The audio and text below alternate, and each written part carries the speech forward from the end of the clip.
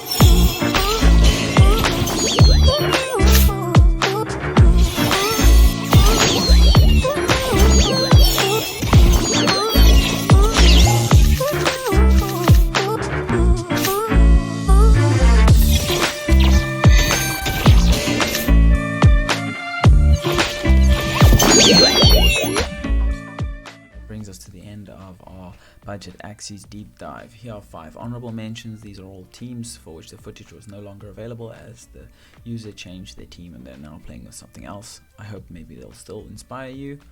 Let's do a quick recap of what we looked at. In our $35 plus category, we had 3 god bugs, we had a couple of reflectiles, and we had several backdoor aquas and birds. Now my favorite teams out of these were the god bug with the shrimpinator. I would love to try that. I also think buying a good Axie like a god bug and then being able to build with cheap Axies around it would be a good start. And then also I love the Unco team. I like playing unconventional teams and I think this would be a lot of fun.